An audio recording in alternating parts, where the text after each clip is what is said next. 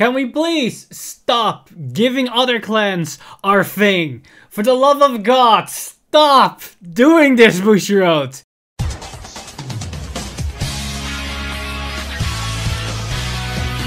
Stand up! Vanguard! Hey Cardfighters, welcome back to another edition of Cardfight Update, and today we've got once again some more Bermuda Triangle reveals as we're still in the midst of fishing season part 3 or part 2 2020, and today we've got some very interesting reveals to say the least, because yesterday we got the new grade 4 reveal, which was of course going to be a new upgrade to the Highlander deck. But surprisingly, there was a second card revealed earlier today that changed the Highlander deck for the better, or in some cases for the worse. But let me explain that when we're getting into the cards themselves. And let's first dive into the new grade 4, which gives us a good insight of what new type of powerhouse the deck has in the likes of School Etoile, Olyvia. And Olyvia has the skill, on Vanguard Circle, when it attacks a Vanguard, choose up to 5 of your rearguards. If all of the chosen rearguards have different card names, stand all of them. If you stand 3 or more rearguards, this unit gets critical +1 until the end of the battle. Stand even if only one was chosen. So this is once again a card that supports the Highlander playstyle because we need to have cards with all different card names. But this is a little bit different than the first iteration of the Grade 4s, because the first wave had the condition that you need to reveal the top 10 cards, and all of those cards within the top 10 need to have different names. In this case, it's only the cards that are already present on the field. So this somewhat supports a less Highlander-like deck, because you can run multiple copies of cards as long as every card on the field has a different name, which allows you to play a bit more consistent engine than you would otherwise with the other cards. Now, her effect to reset all the cards is somewhat similar to an output that Laurel could provide, which allows you to call a new field and all of the units get plus 10k power. The only difference is that Laurel has the upside that if your field was empty to begin with, you can still build a new field from scratch. So you could play better against control options. And if your field is pretty bad, then at the very least you can create a better field because all those units also get an increase of 10k that you call.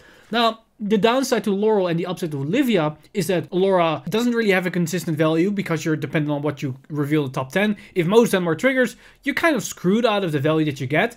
But in the case of Olyvia, if you could stack triggers onto your units, resetting them gives you more value over those cards themselves. And we have those Pearl Sister cards that gain an additional crit and a lot of power. If those two cards are on the field and you could resend them, that means you get a lot of value out of Olyvia. And Olyvia getting the extra critical is nice. I mean, you get a double critical Vanguard attack for basically nothing. So it's once again another nice grade 4 to the addition for the Highlander deck, which gives us a total of 5 different grade 4s to work with. Although last year's grade 4 that was of the Crystal Melody set isn't really a Highlander card, but it could still function within the Highlander strategy. Now, Olyvia herself isn't amazing as a card, like it's a wow factor for what we would expect of grade 4. She's basically in the same ballpark as most of them, although Aneshka is still in value-wise the best among them, as you get all the markers themselves. But this whole engine changes the moment that we see the brand new grade 3 unit, which is going to be the face of Bermuda Triangle Highlander. Or should I say, Gear Chronicle Lander. Because the new grade 3 that was revealed earlier that day is Velvet Voice Raindear. And for some reason, she became the poster girl for Highlander. Because her abilities are continuous in deck. When would be revealed by a card's effect, it is regarded as a trigger unit instead of a normal unit. Now this is very important for the Highlander strategy because, as I explained earlier, those early grade 4 units need to reveal the top 10 cards, and all those units need to have different names besides your trigger units. They could have the same name, which means you can run 4 copies of Raindear in a Highlander deck and it doesn't conflict with your main strategy, which is really good because that means we now have a solid grade 3 boss unit which can be accessed to on a consistent basis because she can be run at 4 copies. But there's a reason why I want to run her as a boss unit, because her effect is insane. Her main ability is Auto Vanguard Circle. At the end of the battle it attacked, cost, discard 2 cards from hand, reveal 10 cards from the top of your deck, and if all of the normal units revealed have different card names, write up to one of those revealed cards, not named Velvet Voice Reindeer, as stand. Shuffle your deck, and that unit gets drive -1 until the end of turn. At the end of the turn, put that unit on the bottom of your deck and write a grade 3 card from your soul as rest. So this is basically the pseudo stride skill now for the Highlander strategy, and instead of getting any type of specific card from your deck like a grade 4 or a Lembros in Tavis case, this just searches out one of those 10 cards and you can write any of them. And even though you discard 2 cards, you will always have a target, because you can even write a grade 1 or a grade 2, because at the end of the turn you go back into Reindeer herself, so you always go back to a grade 3, which still gives you that extra force marker. So you will always generate that extra force marker like you do in Tavis, or better known in Gear Chronicles case. Now, this skill is insane, because it allows you to rewrite into another grade 3, and there are a couple of very powerful grade 3s that Reindeer or Bermuda Triangle has access to. A good example is, of course, you can go into a Melody grade 3, and if you run a couple of other Melody units that are on the board, you suddenly can get some very powerful Melody skills for a single turn, which can be really good. But another potential blowout card is that we could have some luck and see Riviere in the top 10, and if we have another Riviere in our hand, we could basically go from Reindeer into Riviere into another Riviere that can be the grade 1 or grade 2, and at the end of the turn, we still end up on the Reindeer grade 3, thus not losing out on defensive value if we rewrite it into a grade 2 or grade 1 Riviere with the grade 3 Riviere skill, which still gives us access to free Vanguard attacks. That's a lot of value on your first grade 3 turn. That's pretty damn good. Now granted, none of this is consistent because it's Highlander, but then again, we have a lot of good options, so we can always hit something good. But now we get to the crazy part, because this card doesn't care for which grade we write. So we could even get access to the grade 4, which combats the biggest issues that the grade 4s in themselves have. In the past, when we wrote the grade 4, we're stuck on that grade 4 and can only write into other grade 4s, which we don't have that many of in our deck, which can lead to the result that we're stuck on one. And that's not something we want with at least the previous iteration of those grade 4s, because they have unplay skills. Now with Reindeer, they effectively become the same thing as the grade 4s they are for Gear Chronicle or for Tavis with Lembros. We just fetch them and keep riding them turn after turn after turn. And with the top 10 check, that is pretty damn consistent, because we have 5 different grade 4s at this point. So there is definitely a good chance that there is one of those 5 in the top 10, or at the very least we see a grade 3, which is a good right target. But once we look at these grade 4s, we can actually see what for powerful potentials we have with Reindeer. Because keep in mind, it's still a second Vanguard swing. So if you combine this with Laura, for example, she can give us an entire new board. So if we first swing with the rear guards, and then we swing with the Vanguard, and then we ride Laura, then suddenly we get a new board while also having a standing Vanguard. So we have an entire new setup and we can attack again.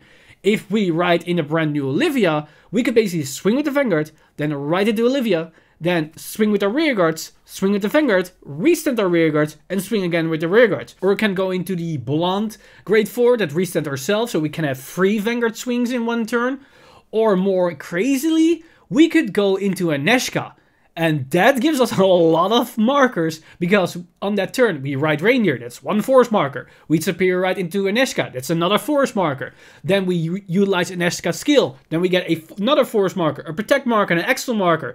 And then at the end of the turn, we ride back into Reindeer, and it gives us another force marker. So that's 4 force markers, 1 protect marker, and 1 excel marker that we create in one single turn. And the cost was 2 discard, and of course we need to run a Highlander deck. And that is the important part here.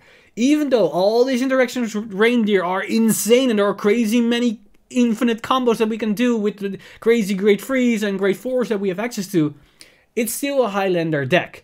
Meaning, it's still pretty damn inconsistent. But thanks to the fact that Reindeer now exists and it allows it to be run at 4 copies, then not only gives Highlander an actual strategy where they can play towards, they also now finally have a value behind the fact that they are losing the consistency of riding a Highlander strategy. They now finally have the blowout cards that they needed, because the previous iterations of Highlander weren't really that successful, because yes, the blowout cards like in Neshka is pretty powerful, but it's too inconsistent to validate that strategy. Now with a card like Reindeer, it increased the consistency at least to some extent, and it gives the deck some crazy potential and some blowout potential and strategies that there might be an actual reason to take a deck like this to a tournament, because it just can suddenly overwhelm or high roll your opponent to oblivion, but at the same time you still have the risk of just getting nothing because it's still a Highlander strategy. And yes, the joke is still there that it's a Gear Chronicle rip-off strategy, as it's somewhat the same with the Great Force in deck, but I honestly do like the way that they designed this card, and it at least gives Highlander some value. And there are a lot of options, because all the crazy new Great Freeze that we've got access to in this set, they will work with Reindeer to some extent. So honestly, I am very curious of how far this card can take the deck and what for future potential it has with the other cards that are still left to be revealed in this set, and with future potential of other cards that might come in the future line of Bermuda Triangle support, because every time Bermuda Triangle gets support, the Highlander strategy is at least the most consistent archetype that will get better as more sets comes, because it doesn't care if it's Coral support or Riviere support or Medley support.